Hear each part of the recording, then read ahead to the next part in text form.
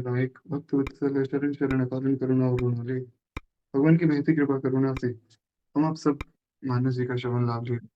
एक बार प्रेम से उठ गए जय जय श्री सीताराम। तो कल की कथा में हम लोग सुन रहे थे कि किस प्रकार भगवान की बारात सजी। बड़ी प्यारी बारात है महाराज।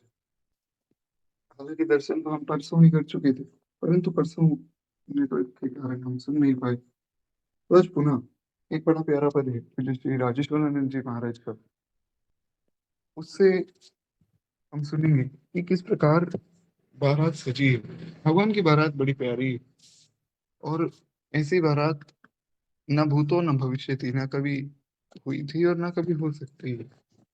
अद्भुत है ये भगवान की बारात। गोस्वामी जी वर्णन करते हैं कि बनई न बरणत बनी बराता, होई सगुन सुंदर सुबदाता, जो चारा चाशु वाम दिसि लेई, और मनहु सकल मंगल कह देई। बड़ी अद्भुत बारात है। गोस्वामी जी कहते हैं कि ये तो वर्णन करते ही नहीं बनता है, ऐसी अद्भुत बारात।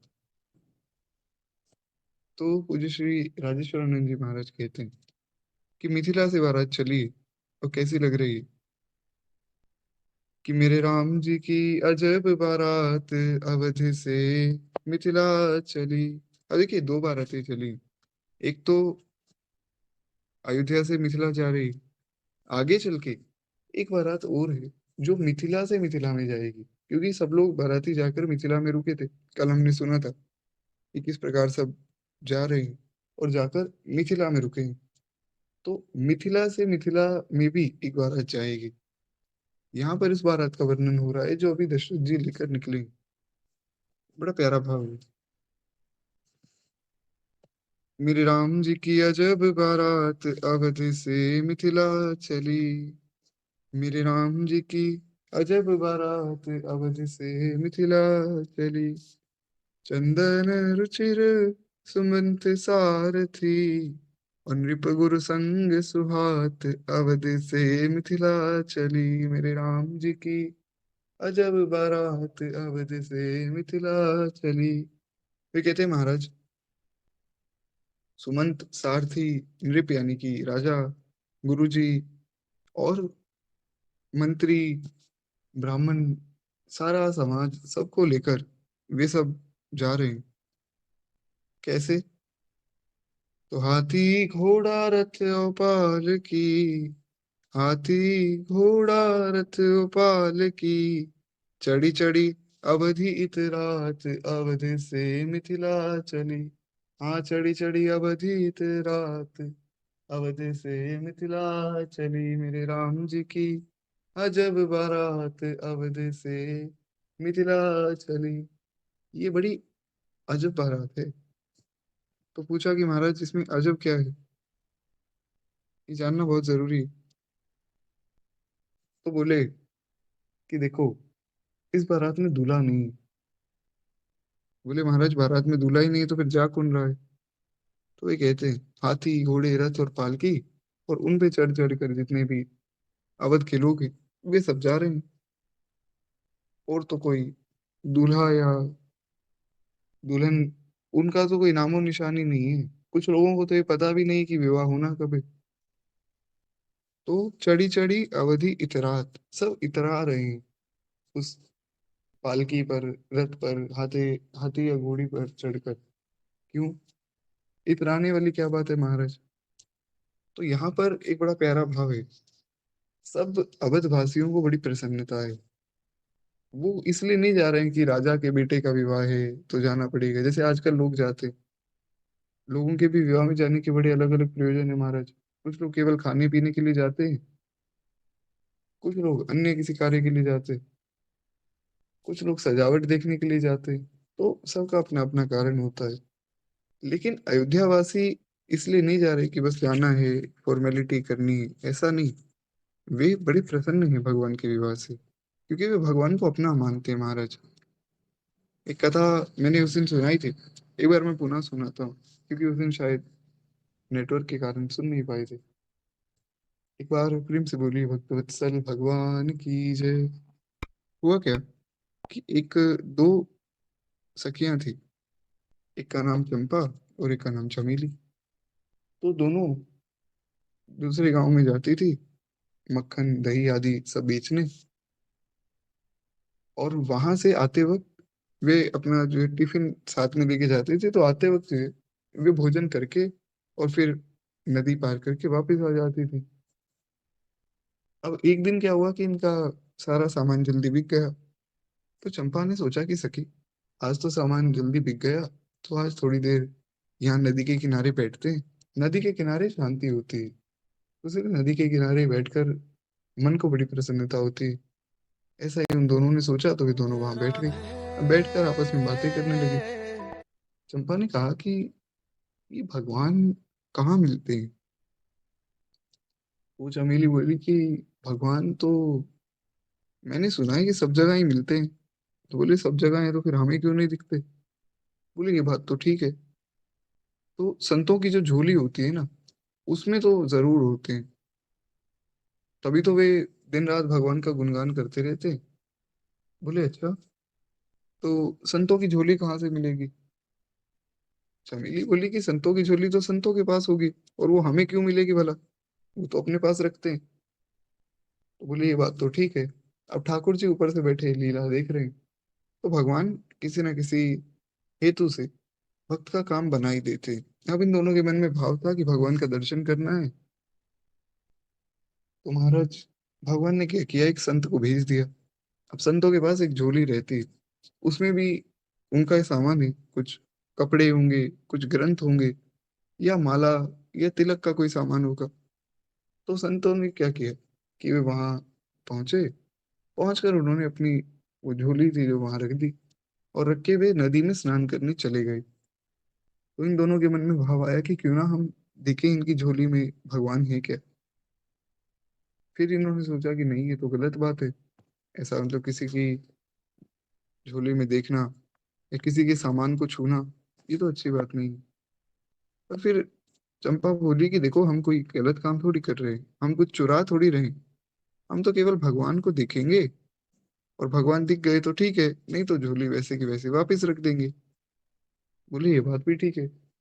अब मन में बड़ी प्रसन्नता है। उस प्रसन्नता के कारण इन दोनों ने उनकी वो झोली उठा ली और उसमें से सारा सामान बाहर रख दिया। तो भगवान मिले नहीं।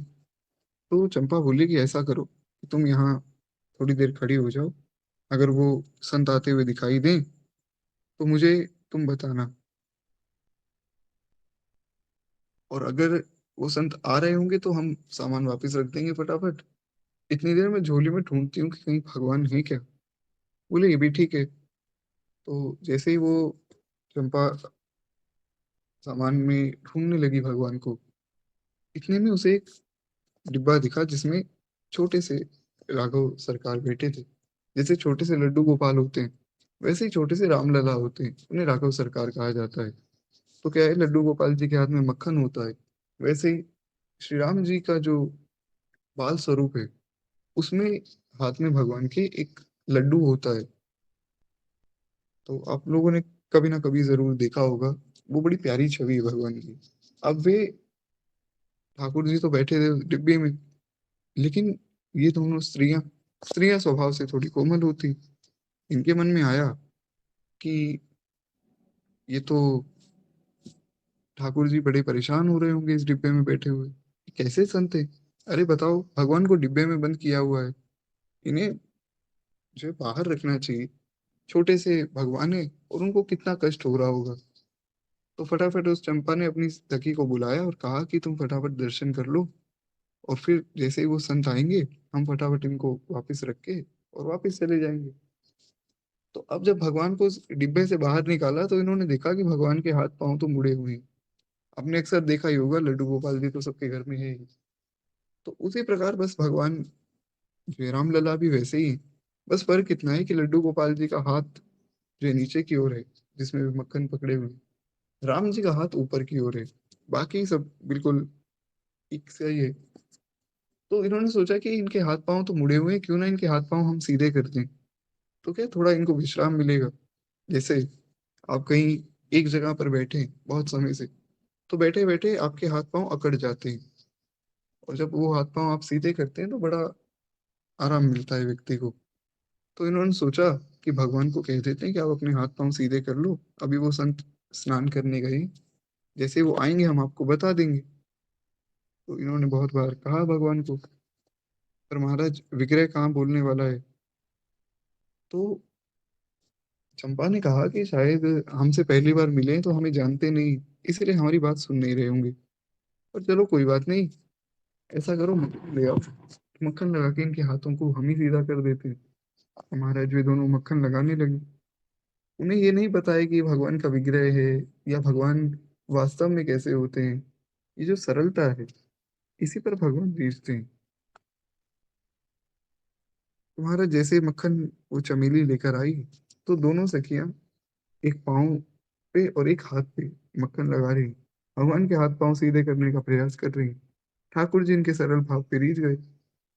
भगवान कहते विभीषण जी को कि मन क्रम वचन छाड़ी चतुराई, भजत कृपा करि हई रघुराई, निर्मल मन जन सो मोहि पावा, मोहि कपट छल छिद्र न भावा। भगवान कहते हैं जो निर्मल मन है वो मुझे भाता है बस, और वही मुझे पा लेता है। तो इनका मन निर्मल था, भगवान रीझ गए। भगवान विग्रह में प्रकट हुए, क्योंकि भगवान का विग्रह कोई भगवान से अलग नहीं, भगवान के 6 प्रकार के रूप बताए गए हैं। उसमें जो अंतिम स्वरूप है वो है अर्चा अवतार, यानी कि विग्रह के रूप में भगवान का अवतार। तो महाराज अभी भगवान वहां प्रकट हुए, भगवान के हाथ पांव एकदम सीधे हो गए, भगवान खड़े हो गए। और अब बालक रूप में तो भगवान वैसे ही बड़े सुंदर लगते हैं, इसीलिए तो भोले बाबा उनकी वंदना बालक रूप में ही करते हैं कि वंदना बाल रूप सोई रामू, सब विधि सुलभ जपत जिस नामू, मंगल भवन अमंगल हारी, द्रवहु सुदशरथ अजिर बिहारी। तो खैर, अब महाराज बालक रूप में देखकर वे दोनों बड़ी प्रसन्न हो गई। तो उन्होंने खूब दर्शन किया, फिर जो है वो चमेली बोली कि देखो अब वो संत आते होंगे, मैं फटाफट वहां जाती हूँ, तुम थोड़ा इनसे बातचीत करो, उसके बाद फिर हम इन्हें वापस इस झोली में रख देंगे। अब भगवान को बस वो निहारती जा रही, निहारती जा रही। भगवान को कोई देख ले तो फिर बोलने की हिम्मत कहाँ है, बस वो देखती जा रही, आंखों से अश्रुपात हो रहा है। इतने में वो चमेली दौड़ती हुई फिर से आई।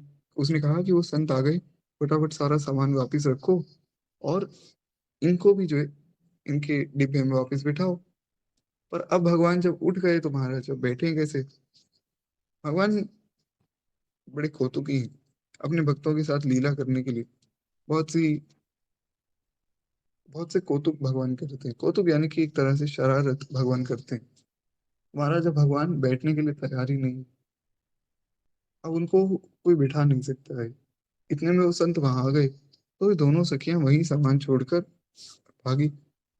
संत ने देख लिया तो उन्होंने बहुत डांटा कि तुम लोगों ने मेरा ये सामान सारा बाहर निकाल के रख दिया, ऐसा क्यों किया तुम लोगों ने, ऐसा नहीं करना चाहिए था, तुम्हें कोई सामान चाहिए तुम मुझे बता देती, मैं तुम्हें दे देता। तो वे कुछ बोले, इतने में ही उन संत की दृष्टि पड़ी भगवान पे। अब संत ने जब भगवान को देखा कि भगवान तो साक्षात यहाँ प्रकट हो चुके हैं, खड़े हैं, तो उन्होंने दंडवत प्रणाम किया। और जैसे ही वो संत का हाथ भगवान को लगा, भगवान पुनः विग्रह के रूप में प्रकट हो गए, और पुनः उस डिब्बे में जाके स्वयं ही बैठ गए। संत रोने लगे। उन दोनों स्त्रियों ने जाकर पूछा कि हे बाबा, क्यों रो रहे हो आप। बोले कि तुम दोनों धन्य हो, मैं इतने समय से भगवान की पूजा करता हूँ, वेद पाठ आदि सब कुछ करता हूँ, आज तक मुझे तो भगवान के दर्शन मिले नहीं, लेकिन तुम्हें भगवान ने प्रकट होकर दर्शन दिए, और जैसे ही मेरा स्पर्श हुआ तो भगवान वापस चले गए। सरलता देखिए। वो दोनों सखियां कहती हैं कि पर भगवान तो यही बैठे, ये तो बैठे इस डिब्बे में, आपको दिख नहीं रहे क्या। मतलब वो ये मान ही नहीं रही कि विग्रह अलग है और भगवान अलग है। और यही भाव एक भक्त का होना चाहिए, ऐसा भाव जिस भक्त का होता है वो भगवान को बहुत प्रिय हो जाता है महाराज। क्योंकि भगवान का विग्रह और भगवान दोनों में कोई भेद नहीं है। ठाकुर जी ही अपने विग्रह के स्वरूप में बैठे हैं। खैर, एक बार प्रेम से बोलिए भक्तवत्सल भगवान की जय। तो अब हुआ क्या कि इन दोनों ने भगवान को अपना मान लिया था, इसलिए भगवान ने इनको दर्शन दिया। उसके बाद तो खैर, जब संत वापस जाने लगे तो इन दोनों सखियों के मन में ये नहीं आया कि भगवान हमसे दूर चले गए या संत भगवान को ले गए। ऐसा कुछ नहीं। वे सोच रहे हैं कि संत कितने कठोर होते हैं, इनके पास दिल नहीं होता क्या? क्यों? अरे देखो, भगवान को एक डिब्बे में कैद करके लेकर घूमते रहते हैं, और देखो भगवान को फिर से ले गए। तो फिर चमेली ने कहा कि सखी, लेकिन ये कैसे हुआ कि हमने जब भगवान को हाथ लगाया तो भगवान खड़े हो गए, और जैसे ही वो संत ने हाथ लगाया तो पहले की तरह फिर से बैठ गए। धन्य है सरलता। केवल सरलता है, ऐसा संतों का कोई अपमान नहीं। वो चंपा कहती कि देखो सखी, ऐसा है, ये संत लोग बड़े कठोर होते हैं। मैं जान चुकी हूँ, ये बहुत गुस्से वाले होते हैं। अरे बहुत डांटते होंगे, और छोटे से तो राघव जी हैं, और छोटे बालक को जितना मर्जी डांट लो, वो तो सह में जाएगा, और वो कुछ कह भी नहीं पाएगा। बहुत डांटते होंगे उनको बेचारे को। अब जैसे उन्होंने देखा कि संत वापिस आ गए तो वे चुपचाप वापिस बैठ गए। तो इस सरलता पर ठाकुर जी रिश्ते हैं। खैर, ये है भगवान से संबंध। भगवान से जो भक्त ऐसा संबंध बना लेता है, उस पर ठाकुर जी सदैव प्रसन्न रहते हैं। ऐसा ही संबंध सब अयोध्या वासियों का था। अयोध्या के लिए तो भगवान कहते हैं कि मुझे मेरी सबसे ज्यादा प्यारी पुरियों में अयोध्या प्रथम नंबर पे। अयोध्या से ज्यादा प्यारा भगवान को कुछ भी नहीं है। इसीलिए पूज्य श्री राजेश्वरानंद जी महाराज कहते हैं कि चंदन रुचिर सुमंत सारथी, नृप गुरु संग सुहात अवध से मिथिला चली। और हाथी घोड़ा रथ ओ पाल की, चढ़ी चढ़ी अवधीत रात अवध से मिथिला चली। मेरे राम जी की अजब बारात अवध से मिथिला चली। कहते हैं कि महाराज, बारात में जा कौन कौन रहा है ये जानना भी बड़ा जरूरी है। कहते हैं कि हाथ में माला भाल में चंदन, आगे आगे कौन चल रहा है? भोले बाबा की बारात में हमने सुना था, सब भूत प्रेत नाच रहे हैं, आगे देवता चल रहे हैं, पीछे भूत प्रेत चल रहे हैं। पर भगवान की बारात में थोड़ा काम उल्टा है। क्यों? कहते हैं, हाथ में माला और भाल में चंदन, सब दाढ़ी वाले दिखात अवध से मिथिला चली। हाँ, राम जी की अजब बारात अवध से मिथिला चली। कहते हैं महाराज, हाथ में माला लेकर और भाल में चंदन लेकर सब दाढ़ी वाले चल रहे हैं, कोई मनुष्य नहीं है इनमें से। और ये बहुत प्यारी बात है। अयोध्या वासी कोई मनुष्य थोड़ी है साधारण, वे तो बड़े बड़े महात्मा, मुनि, योगी, तपस्वी, भक्त हैं, जिन्होंने हजारों हजारों वर्षों तक भगवान की पूजा की, अर्चना की। अनंत जन्मों का पुण्य जब एकत्रित हुआ, तब जाकर भगवान के साथ लीला करने का उनको अवसर मिला। तो वास्तव में तो ये सब महात्मा ही हैं। तो कहते हैं अच्छा, तो बारात है कैसे, ये जानना बड़ा जरूरी है। बारात चल तो रही है, पर बारात है कैसे? कहते हैं, इतने बाराती किंतु किसी को नहीं विवाह तिथि ज्ञात अवधि से मिथिला चली। अब रास्ते में पहुंचे तो रास्ते में लोगों ने पूछा कि अच्छा, बारात जा रही है तो शादी कब है? बोले शादी कब है ये तो पता नहीं। तो बोले फिर कैसी बारात है जब आपको यही नहीं पता कि शादी कब है? बोले वो महाराज के बेटे है ना, तो हमें क्या तारीख का पता, हम तो उनके पीछे पीछे जा रहे हैं। उन्होंने ये बात तो ऐसे कह के टाल दी। पर अगली बात को कैसे टाले? सबने पूछा अच्छा, किसका विवाह है? बोले राम जी का विवाह है। महाराज दशरथ के जो पुत्र हैं, बड़े वाले राम जी, उनका विवाह है। सब बड़े प्रसन्न हो गए, बोले हमने बड़ा नाम सुना है राम जी का, तो हमें भी दर्शन कराओ। हमारा दर्शन कैसे कराएं? तो उन्होंने कहा कि देखो, भगवान तो पीछे होंगे, तो आप ऐसा करो पीछे चले जाओ, क्या इतनी लंबी बारात है, कहीं पीछे होंगे, हम तो आगे आगे चल रहे हैं। तो वे सब लोग अब जब पीछे गए तो पीछे पूछा कि जिनका विवाह है वो दूल्हे राजा का दर्शन कराओ। बोले दूल्हा तो अब कैसे बताएं कि दूल्हा तो है ही नहीं। ये कह दें कि दूल्हा तो है ही नहीं तो बहुत बेइज्जती होगी कि जिसके लिए बारात जा रही है वही बारात में नहीं है। तो बोले दूल्हा तो बीच में होगा। बीच में क्या है कि राजा भी चल रहे हैं तो दूल्हा उनके साथ ही बैठा होगा। हमारा जब बीच में पहुंचे तो पहले ही दशरथ जी को किसी ने खबर कर दी कि ऐसे ऐसे लोग दूल्हे के बारे में पूछ रहे हैं। दशरथ जी ने गुरु जी से पूछा कि गुरु जी हम क्या करें, अब लोगों को दूल्हा कैसे दिखाएं। तो महाराज वशिष्ठ जी कहते हैं कि आप ऐसा करो, भरत जी को दूल्हे की जगह बिठा दो, क्योंकि भरत राम ही की अनुहारी। भरत जी और राम जी बिल्कुल सेम दिखते हैं। अगर भरत जी और राम जी एक साथ चल रहे हो तो कोई पहचान नहीं सकता है कि राम कौन है और भरत कौन है। तो इसलिए गुरु जी ने कहा कि कोई बात नहीं है, आप ऐसा करो, भरत जी को दूल्हा बना के बैठा दो। और एक भाव ये भी है कि भरत जी का भी विवाह आगे चल के होने वाला है और गुरु जी सब कुछ जानने वाले हैं। इसलिए उन्होंने कहा कि आप भरत को बैठा दो। भरत जी को दूल्हा बना के बैठाया, सबने दर्शन किया, खूब आनंद हुआ। एक चीज सबके मन में बस खटक रही थी। सबको लग रहा था कि देखो सब कुछ बढ़िया है, बारात भी सब बढ़िया है, पर क्या है भोजन की व्यवस्था नहीं है। इतनी जल्दी जल्दी में सब चले, खाने पीने की कोई व्यवस्था नहीं है। तो सब बेचारे सत्तू खा रहे हैं और इसी मनोरथ से जा रहे हैं कि चलो मिथिला में जाके कुछ बढ़िया व्यंजन मिलेंगे खाने के लिए। मिथिला में बहु व्यंजन मिलेंगे, यहाँ मर गए सत्तू खात, अवध से मिथिला चले। एक बड़ा प्यारा सूत्र ये है कि जो भक्त होता है उसे भोजन थोड़ा कम करना चाहिए, क्योंकि अब सब लोग भगवान के पास जा रहे हैं। कैसे जा रहे हैं, आगे गुरु जी को कर दिया, आगे ब्राह्मणों को कर दिया और पीछे पीछे सब लोग चल रहे हैं।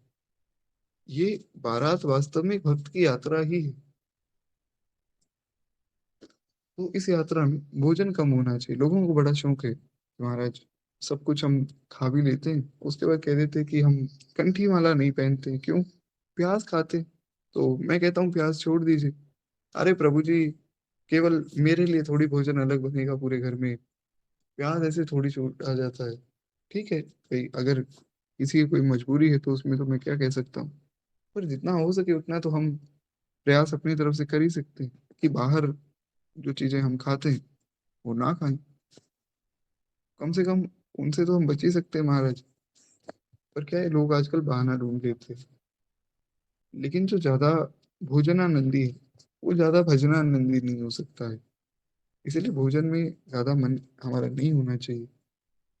इसीलिए सब लोग सत्तू खा रहे हैं कि मिथिला में बहु व्यंजन मिलेंगे, यहाँ मर गए सत्तू खात, अवध से मिथिला चली।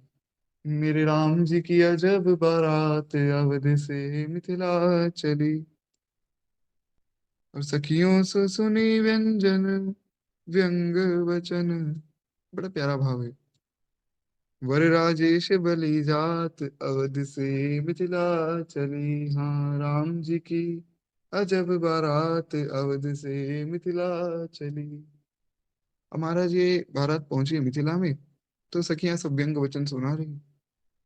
जो जानकी जी की सखियां हैं वे अयोध्या वासियों को व्यंग वचन सुना रही और सुन के सब प्रसन्न हो रहे। इतने में जनक जी को खबर हुई कि महाराज बारात आ गई। तो जनक जी सब ब्राह्मणों को गुरु जी को लेकर पहुंचे। पहुंचे और माँ सुनैना जानकी जी की सखियों को लेकर पहुंची। स्त्रियों का आगमन जैसे ही हुआ, क्योंकि क्या है, स्त्रियों की अगवानी स्त्रियां करती, पुरुषों की अगवानी पुरुष करते। तो इसलिए जैसे स्त्रियों का आगमन हुआ तो स्त्रियां मंगल गीत गाती। यहाँ पर भी वैसा ही हुआ, वे मंगल गीत गा रही। बड़ा प्यारा भाव है। देखो आए रही राम बारात, नाचो गाओ रे। देखो आए रही राम बारात, नाचो गाओ रे। दुल्हा बने हैं रघुनाथ।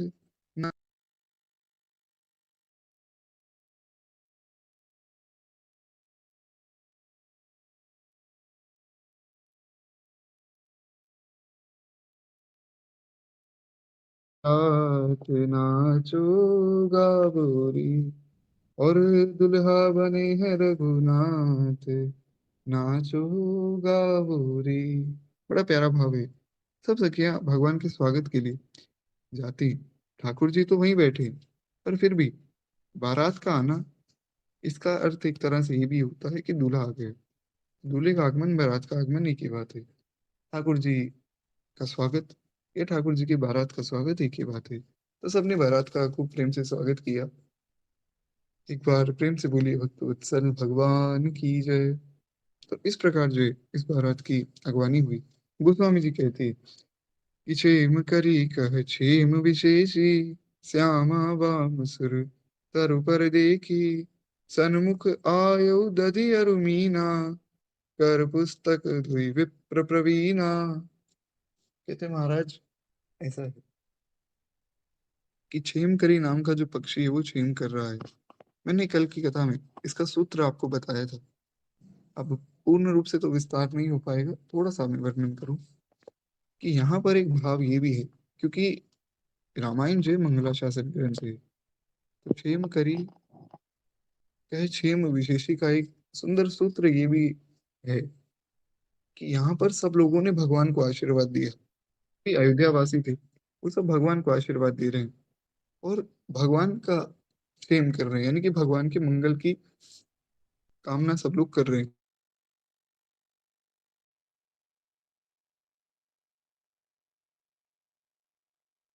खूब सुंदर इबारत सजी। जनक जी अपने सब दूतों को लेकर आए हैं। आगवानन जब दिखी बराता, पुर आनंद पुलक भर गाता, देखी बनाव सहित अगनावा, और मुदित बरातिन अने निशाना।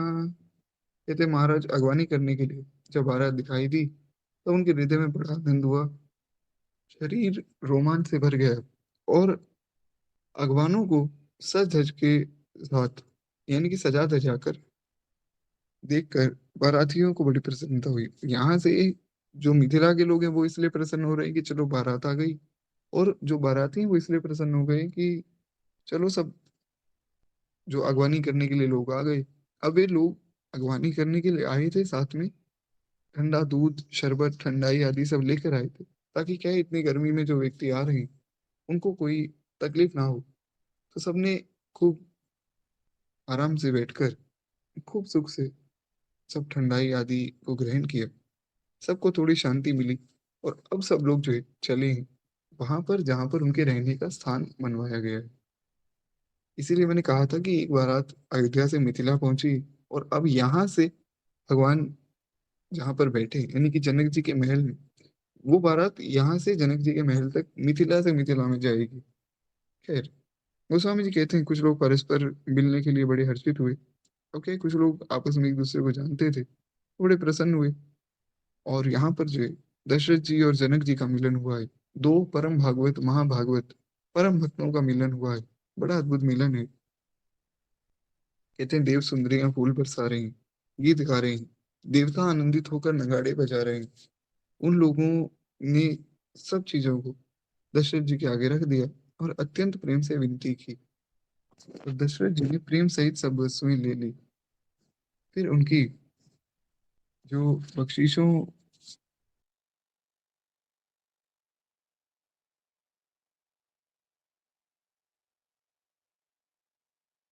की थी महाराज, बड़ा प्यारा वर्णन है। कहते हैं उसके बाद पूजा हुई, आदर सत्कार और बड़ाई करके अगवान लोग उनको जनवासे तक ले गए। गुरुदेव की पूजा की गई, और पूजा करने के बाद सबका आदर सत्कार किया गया, और सबको जो है आराम से जनवासे तक जहाँ पर स्थान बनाया गया था वहां ले गए। विलक्षण वस्त्रों की पावड़े पर रहे हैं, जिन्होंने देखकर कुबेर भी अपने धन का अभिमान खो देता है। कितनी सुंदर व्यवस्था है कि महाराज, ऐसी सुंदर व्यवस्था जनक जी ने सबके लिए की है रहने के लिए, कि कुबेर भी अपने अभिमान को तोड़ देते हैं। कुबेर जी के पास सबसे ज्यादा धन है, वे धन के देवता हैं। माँ लक्ष्मी समृद्धि की देवी हैं। वे धन नहीं देती, वे समृद्धि देती हैं। हाँ, समृद्धि अगर किसी के पास है तो धन अपने आप आ जाता है। लेकिन धन के लिए जो देवता है वो कुबेर जी। तो महाराज कुबेर जी के पास इतना धन है, वो भी फीका पड़ जाए जब यहाँ पर भी सजावट देखते हैं। बड़ा सुंदर जनवासा दिया, जहाँ सबको सब प्रकार की सुविधा है। सीता जी ने बारात जनकपुर में आई जानकर अपनी कुछ महिमा प्रकट करके दिखाई। अब हुआ क्या था कि बारात तो आ गई, जनक जी को बड़ी चिंता हो गई। जनक जी ने देखा इतनी बड़ी बारात, इतने लोग तो मैंने कभी अपने जीवन में देखे ही नहीं जितने इनकी बारात में आ गए। अभी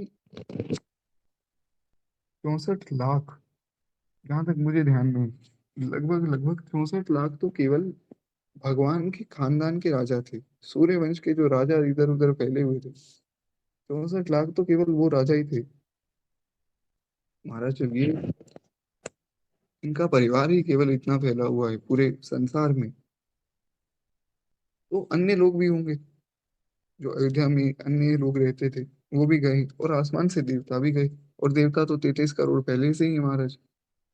और 33 करोड़ देवी देवता अगर किसी के विवाह में पहुंच जाए, वो कैसे इतनी व्यवस्था करेगा।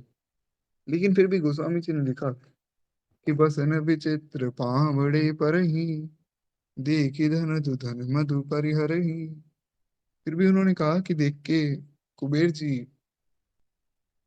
जो है अपने धन का अभिमान छोड़ देते। तो ऐसा क्यों, किसी ने पूछा गोस्वामी जी से कि एक तरफ तो आप लिखते हो कि जनक जी डर गए, एक तरफ आप लिखते हो कि इतनी सुंदर व्यवस्था हुई कि कुबेर जी डर गए।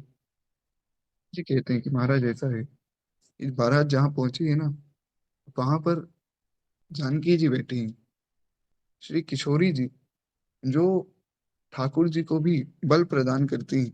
उनके राज्य में किस चीज की कमी है। तो कभी भी ऐसा नहीं सोचना चाहिए, एक भक्त को तो कभी भी नहीं सोचना चाहिए। एक बार वृंदावन में महाराज एक भंडारा हो रहा था। तो हुआ क्या कि भंडारे में सब लोग, जितने भी संत देवे आए, और आकर सब खूब प्रेम से प्रसाद पा रहे थे। इतने में कुछ संत और आ गए, पर यहाँ पर भोजन हो गया खत्म। तो सब शिष्यों ने जाकर गुरुजी को कहा कि गुरुजी, भोजन तो जो खत्म होने वाला है, तो आप या तो ये जो संत अभी आए हैं इन्हें कहिए कि थोड़ी देर आप बैठिए, तो हम क्या है चावल और दाल बना देते हैं। दाल और चावल सबसे जल्दी बन जाएंगे, तो वो बना देते हैं। गुरु जी को गुस्सा आया, गुरु जी ने कहा कि ज्यादा पंडिताई दिखा रहे हो। अरे संत आए हैं, मैं उन्हें कह दूं कि आप भोजन मत करो, बैठ जाओ थोड़ी देर, अच्छा लगता है। शिष्यों ने कहा कि गुरु जी फिर हम भोजन कराएंगे कैसे, भोजन तो है ही नहीं। गुरु जी बोले कि तुम लोग सब भिखारी हो। अरे राम जी दाता है, राम जी के दरबार में कैसी कमी। बार बार एक ही बात। जो बड़े लोग होते हैं उनका थोड़ा स्वभाव होता है कि वो एक दो बार एक बात को रिपीट करते हैं। तो फिर से यही बोले कि तुम सब भिखारी हो। अरे राम जी दाता है, राम जी के दरबार में कैसे कमी। राम जी दाता है, राम जी के दरबार में कैसी कमी। और ऐसा कहते कहते अंदर पहुंचे जहां पर भोजन बन रहा था, और जाकर सब चीजों को हाथ लगाया। दाल को हाथ लगाया, चावलों को हाथ लगाया, और कहा कि चलो हटो, तुम सब बैठ जाओ, आज भोजन मैं सबको परोसूंगा। और अपने शिष्यों को भी बिठा दिया। शिष्य मनी मन ये सोच रहे हैं कि भोजन तो इन लोगों के लिए भी कम था, हमें भी बिठा दिया खाने के लिए। गुरु जी को कोई क्या कह सकता है।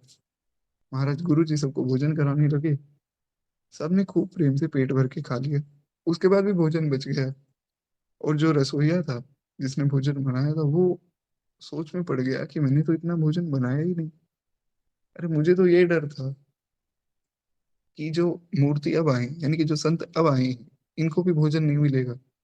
गुरु जी ने तो हम सबको भोजन करा दिया, फिर भी भोजन बच गया। तो सबने जाकर पूछा कि गुरु जी, ये आपने कैसे किया, ये कोई चमत्कार है क्या, मतलब इतना सारा भोजन कैसे हो गया। बोले चमत्कार कोई नहीं, अरे राम जी दाता है, राम जी सबको खिलाने वाले हैं, तुम क्यों मना करते हो भाई। ये विश्वास है एक भक्त का। भक्त कोई चमत्कार नहीं दिखाते, उनके विश्वास से ही सब काम हो जाता है। खैर एक बार प्रेम से बोलिए भक्त वत्सल भगवान की जय। इसलिए परम पूज्य श्री मलुकदास जी बड़ी प्यारी बात कहते हैं। उनका एक पद है, उसमें भी कहते हैं, दास मलुका कह गए कि सबके दाता राम। सबको देने वाले ठाकुर जी। खैर, आप जब ठाकुर जी सबको देने वाले हैं, वे इतने कृपालु हैं, तो उनसे ज्यादा करुणामयी श्री जी और जब श्री किशोरी जी को पता लगा कि मेरे पिताजी की तो लाश जाने वाली है, कहीं किसी के घर पे बारात आए और वो उस बारात का स्वागत ना कर सके, तो बड़ी समाज में बेइज्जती होती है कि देखो, विवाह करने निकले थे, व्यवस्था तो बनी नहीं। जानकी जी ने देखा कि मेरे पिताजी पर जब बात आने वाली है, तो उन्होंने अपनी महिमा को प्रकट किया। और ऐसा नहीं कि सारी महिमा को प्रकट कर दिया, कुछ एक अंश मात्र। जासु वंश उपजहि गुण खानी, अगणित लक्षि उमा ब्रह्मानी। गोस्वामी जी ने लिखा था, हमने सुना था कि जिनके अंश मात्र से अनगिनत लक्ष्मी जी, पार्वती जी और सरस्वती जी प्रकट हो जाती, ऐसे किशोरी जी, उन्होंने अपनी कुछ महिमा को, अंश मात्र महिमा को प्रकट किया। और जब प्रकट किया तो क्या हुआ? हृदय सुमिरि सब सिद्धि बुलाई, भूप पुनहि करण पैठाई। हृदय में स्मरण करके जानकी जी ने सब सिद्धियों को आज्ञा दी कि सब सिद्धियां यहाँ आ जाओ और सबकी सेवा में लग जाओ। राजा दशरथ जी की महिमा बचाई। और अब कैसी सेवा हो रही है सबकी, कि सीता जी की आज्ञा सुनकर सब सिद्धियां वहां आई। जहाँ जनवासा था, वहां सारी संपदा और इंद्रपुरी के भोग विलास के लिए हो गई। यानी कि इतनी सुंदर सब संपदा हो गई जब किशोरी जी ने आज्ञा की कि स्वर्ग भी फीका पड़ जाए। स्वर्ग से ज्यादा सुंदर सब व्यवस्था जानकी जी ने करवा दी। और गोस्वामी जी कहते हैं, मैं कहाँ तक वर्णन करूं। निज निज बास बिलोह की बाराती, सुर सुख सकल सुलभ सब भांति। विभव भेद कछु को ना जाना, सकल जनक कर कर ही बखाना। कहते हैं, महाराज कहाँ तक वर्णन किया जाए। बारातियों ने अपने अपने ठहरने के स्थान देखे, तो वहां देवताओं को सब सुखों से सब प्रकार सुलभ हो गया। यानी कि बारातियों ने स्थान देखा, वो तो प्रसन्न हो गए। जब देवताओं ने स्थान देखा, देवता तो ये सोच कर आए थे कि महाराज मनुष्य हैं, ये बेचारे क्या हमारे लिए बढ़िया कर सकते हैं, हम तो स्वर्ग में रहते हैं। स्वर्ग में यहाँ से हजारों गुना ज्यादा भोग विलास है। यानी कि यहाँ पे जो चीज आपको सुख दे रही है, स्वर्ग में वही चीज आपको हजारों लाखों गुना ज्यादा सुख देगी। तो इसलिए देवताओं ने सोचा कि यहाँ तो हमें थोड़ा एडजस्ट ही करना पड़ेगा जब तक भगवान का विवाह है, क्योंकि भगवान के विवाह में तो हमको आना ही था, विवाह तो देखना है। पर मनुष्य जो है हमारी जैसी व्यवस्था नहीं कर पाएंगे, क्योंकि संसार में ऐसा साधन है ही नहीं जो स्वर्ग में है। पर जब उन्होंने देखा जनवासा, तो महाराज देवताओं ने अपने दांतों तले उंगलियां दबा ली। बोले ऐसी व्यवस्था तो स्वर्ग में भी नहीं। इंद्र के तो होश ही उड़ गए। उन्होंने सोचा कि मैं देवताओं का राजा हूँ, इतना भोग विलास मैं करता हूँ, लेकिन ऐसी व्यवस्था तो महाराज आज तक मैं भी नहीं कर पाया। कहते हैं, इस ऐश्वर्य का कुछ भी भेद कोई भी नहीं जान सका, किसी को नहीं पता लगा कि क्या हुआ है। तो किसी ने पूछा गोस्वामी जी से कि आपको कैसे पता लग गया है? देखिए, बहुत सी जगहों पर ऐसा गोस्वामी जी ने कहा है कि इस भेद को कोई नहीं जान सका, या इस लीला को कोई नहीं समझ सका। पर गोस्वामी जी कैसे जान गए? क्योंकि गोस्वामी जी अपनी आंखों से सारी लीला को देख रहे हैं, भगवान की कृपा से लीला को देख रहे हैं, और भगवान दिखा रहे हैं। और जे ही पर कृपा करहि जन जानी, तो कबीर अजिर न चावहि बानी।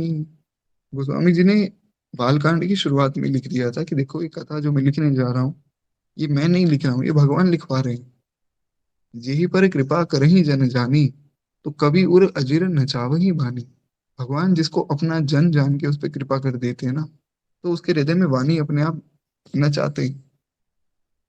जैसे आप लोगों को लग रहा होगा कि मैं यहाँ बैठा हूँ आपको कथा सुना रहा हूँ, पर मुझ जैसे पापी व्यक्ति को तो कथा सुनने का भी अधिकार नहीं होना चाहिए।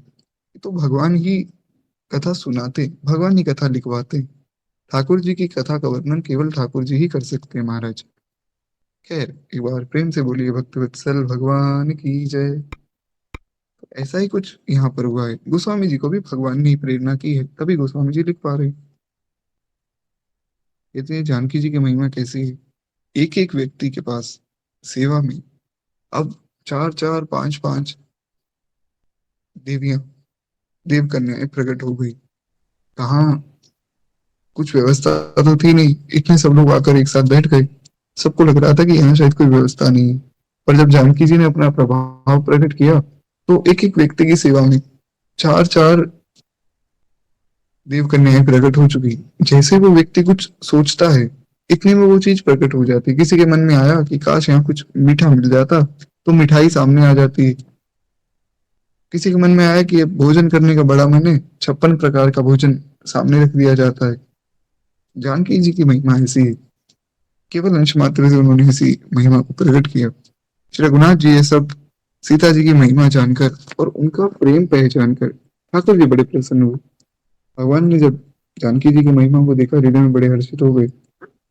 पिता दशरथ जी के अनेकों समाचार सुनकर दोनों भाइयों के हृदय में बड़ा महान आनंद हुआ, और दोनों भाई अब पिताजी से मिलने गए, क्योंकि ये दोनों भाई तो जानकी जी के महल में रुके हुए थे। तो इन दोनों को अब अपने पिताजी के महल में लेकर जाना था। जनक जी ने सेवकों को बुलाया और कहा कि देखो, इन दोनों को आप इनके पिताजी के पास ले जाइए, और ये लोग अपने पिताजी का, अपने गुरु जी का दर्शन करेंगे तो इनको अच्छा लगेगा। सकुचन कह न सकत गुरु पाही, पितु दशरथ लालच मन माही। विश्वामित्र विनय बड़ी देखी, उपजावर संतोष विशेषी। हर्षि बंधु दो हृदय लगाए, पुलक अंग अंबक जल छाए। चले जहाँ दशरथ जनवासे, और मनहु सरोवर तके प्यासे। हुआ क्या कि भगवान के मन में भाव तो बड़ा जगा कि हम अपने पिताजी का दर्शन करके आए, लेकिन संकोचवश गुरुजी से कह नहीं पा रहे हैं। गुरुजी के सामने बोलने की हिम्मत नहीं। परंतु मन में बड़ी लालसा थी कि एक बार पिताजी का दर्शन तो हो। इतना समय हो गया पिताजी को देखा ही नहीं। विश्वामित्र जी तो महाराज संत है, संत का हृदय वैसे ही बड़ा कोमल होता है। वे समझ गए कि इन दोनों के पिताजी आए हैं, और दोनों बालक मुझसे बोल नहीं पा रहे हैं, पर ये भी पिताजी से मिलना चाहते हैं। तो उन्होंने हृदय में बहुत संतोष मानकर, प्रसन्न होकर, उन्होंने दोनों भाइयों को हृदय से लगाया और उन्हें कहा कि जाओ, आप अपने पिताजी से मिल के आओ। सेवक तो बाहर खड़े ही थे, उनको लेने ही आए थे, तो सेवकों के साथ वे चले कहाँ, जहाँ पिताजी रह रहे, यानी कि जहाँ दशरथ जी रुके हुए थे। चले जहाँ दशरथ जनवास से, और वहां पहुंचकर कैसा आनंद हुआ कि मानो सरोवर प्यासे की ओर लक्ष्य करके चल रहा हो। देखिए, सूत्र ये समझना है, प्यासा सरोवर की ओर नहीं जा रहा है। यहाँ पर सरोवर भगवान है और प्यासे दशरथ जी है। यहाँ पर सरोवर प्यासे के पास जा रहा है। भगवान के मन में जितनी लालसा है, उससे कई अधिक लालसा दशरथ जी के मन में है। जब भगवान अयोध्या छोड़कर वनवास के लिए गए, तो दशरथ जी के प्राण निकल गए। जैसे ही उन्होंने ये सुना कि राम जी वापस नहीं आएंगे, तत्क्षण प्राण त्याग दिए। एक सेकंड भी उसके बाद वे जिंदा नहीं रहे। तो ऐसे व्यक्ति भगवान से जब इतने समय के लिए दूर है, तो उनके मन में कैसी लालसा हो रही होगी, ये तो अनुमान लगाना भी बहुत कठिन है। दशरथ जी मन ही मन बहुत रो रहे हैं कि कब मेरा मिलन राम जी से होगा। बाकी बातें होती रहेंगी, पहले मेरा राम जी से मिलन हो जाए एक बार। तो प्यासा सरोवर के पास नहीं जा रहा है। सरोवर रूपी श्री राम जी वे प्यासे के पास जा रहे हैं, और भगवान सच में सरोवर है। जो आनंद सिंधु सुख राशि, सी करते त्रैलोक सुपासी। भगवान आनंद सिंधु है। सरोवर भी क्या, गोस्वामी जी कहते हैं आनंद के सिंधु, यानी कि आनंद के समुद्र है। खैर, ठाकुर जी जब वहां पहुंचे, जब राजा दशरथ जी ने पुत्रों सहित मुनि को आते हुए देखा, तब वे हर्षित होकर उठे और सुख के समुद्र सांस ही लेते हुए चले, यानी कि भगवान का दर्शन पाने के लिए दशरथ जी दौड़े।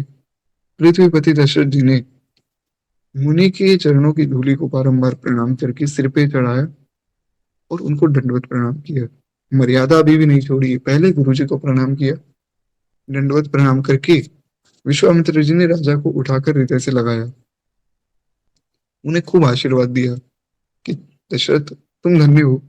तुमने अपने दोनों पुत्रों को मेरे साथ भेजा, इसके कारण मेरे यज्ञ भी सफल हो सके, सब राक्षस भी मारे गए, और आज तो इतना आनंद का अवसर है कि राम जी का विवाह हो रहा है। इससे बड़ा आनंद इस संसार में कोई भी नहीं हो सकता है। ये आनंद की सीमा है बस। और इससे बड़ा आनंद क्या ही होगा।